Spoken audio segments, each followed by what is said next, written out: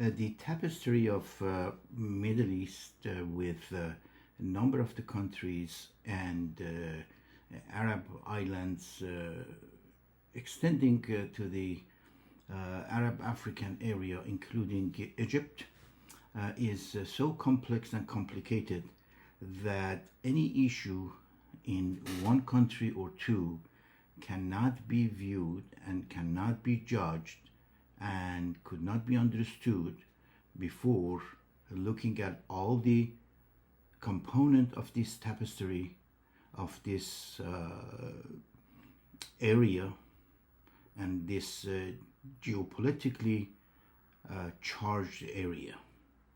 The issue of Iran, the Islamic Republic of Iran after 1979 and revolution, expanding to the Arab nations, including Saudi Arabia, UAE, Qataris, and then Turkey recently, although a member of the NATO, but has been siding with Russia at time and China, and also expanding its role in Middle East, has been trying to negotiate mediation and mediatory function, although not always successful.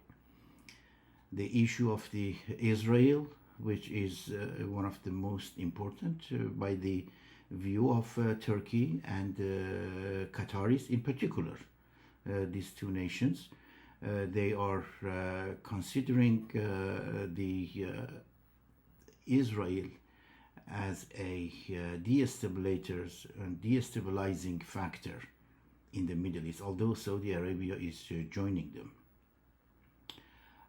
Erdoğan, the president of Turkey, by himself is claiming the caliphate, the leadership of the Muslim, although in the Sunnite part. Ayatollah Khamenei in Iran, the Shiite sect, he is claiming the Muslim leadership of the world, and he claimed the caliphate in his name. And these two, although at times might be working together, which is seldom and not is happening that often, however, they are enemy of each other. Although the Arab nations in the region, at times they consider to be a friend of Islamic Republic, and sometimes and even in the event of the military buildup of United States intervened and asked President Trump not to attack at the first massacre of Iranian, but overall they are not friends together. Over the course of past 47 years, as much as the Islamic Republic shouting this to America, the great Satan, this to Israel, they were also doing this to Saudi Arabia. However, at this point, they are taking a lower pose, they are taking more compromising, and somehow try to be friend with Saudi Arabia. But they are hand in hand with Qataris, and now Turkey joining them. Qataris and Erdogan in Turkey, they are the substantive support financially, politically, and socially of the Muslim Brotherhood. The Muslim Brotherhood that is considered to be a terrorist fact and sect. They are supported by Saudi Arabia, Qataris, and Turkey. Now the Muslim Brotherhood and Qataris and Saudi Arabia, they consider the Israeli being the destabilizer of the region. Israeli needs commerce and maritime in the area of the Arabian Sea, Red Seas, and Persian Gulf. However, with support of Egyptian at least they have some trade way and access on the other side of the Arabian Sea and in the Indian Ocean. The whole issue for this would be if we want to consider the issue of Iran and look at the issue of the Iran, we cannot look at the issue of Iran separately. We have to look at the issue of Iran and Islamic Republic, considering the presence of Saudi Arabia, UAE, Qataris, Kuwaitis, and Turkey. Turkey is a little bit different story because they are member of the NATO. Part of the Turkey is in the European area. So he has to be careful when he approaches the fundamentalist and more extreme activity and extremist action.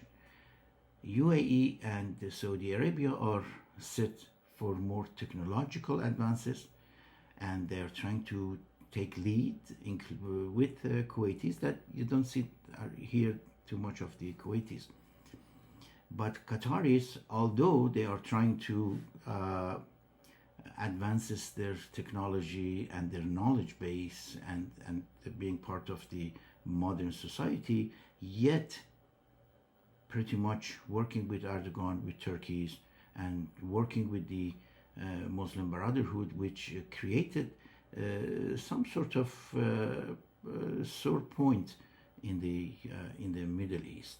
And sometimes they might talk from two sides of the mouth. But at the same time, we all know that the Qataris are in favor of the American base in Qatar and has been collaborating. What is important is the most focused destabilizer of the Middle East is neither Turkey, neither Qataris, and nor Saudi Arabia. The main destabilizer is the Iranian Islamic Republic, the Islamic Republic of Iran, the political, ideological government that over the course of past 47 years, we have seen their element of destabilizing the world, including fight in Gaza, fight in Lebanon, activating the proxies, Houthis and Hezbollah, and also the Hamas. We have seen the number of the assassination. We have seen sending assassins to kill President Trump. One of the top layer of Iranian government recently threatened Mr. Grossi, if you remember, that they're going to kill him after the war. So these are the people who usually put their money where the mouth is and put their mouth where the money is. And they trying to carry out the system that they created.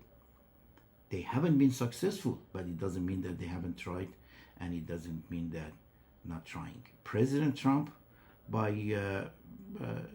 closing eye in some of this issue and listening to either Saudi Arabia or Qataris or Mr. Wickoff or Kushner with regard to the not to use military force in order to subdue the Islamic Republic, seems to have a rather poor judgment, because the Islamic Republic has shown that they don't have any compromising features or characteristic. They are not going to give up their nuclear policies. They are not going to give up their missiles arsenals. The reason being, they are openly openly talking about eliminating Israel, eliminating United States, eliminating the Europe. They are basically saying it. Not being able to do it is another story, but they are set off to doing it. And also they have money. They have oil revenue, and we have seen over the course of past 15 years, during and after nuclear treaty with Europe,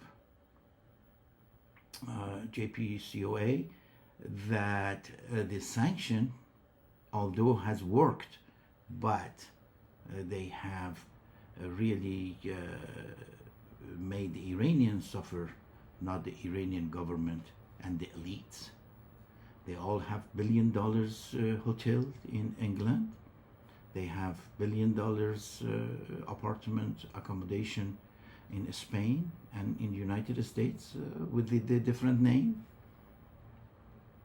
And also they have close trade with Russia and with China. Although this is a one-way street in favor of the China and Russia, but nevertheless it's created dollar in the form of the Bitcoin, so they support and they arrange terrorism.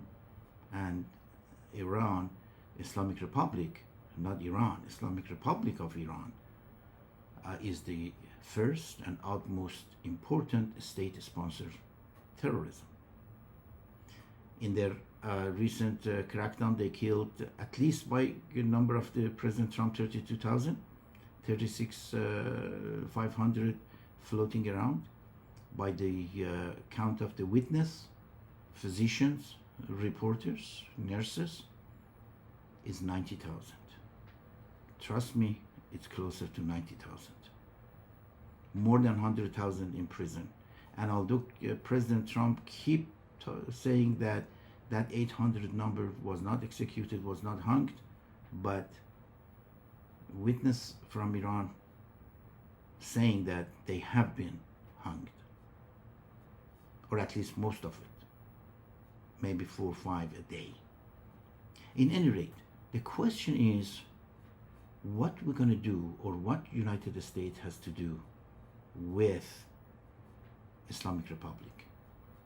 It appears that recently, and fortunately, the European Union is joining America, and it's time to act. It's time to act to stabilize the Middle East. And stabilizing Middle East need a stable government in Iran.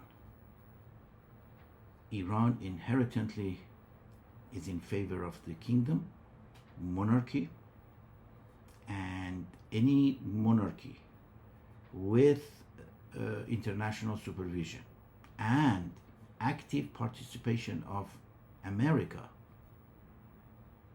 might be able to create, support a constitutional monarchy, and then subsequently whatever Iranian decide. But international government, international bodies, United Nations, Amnesty International, human rights, and America must stay in Iran and support the policy making to reach democracy.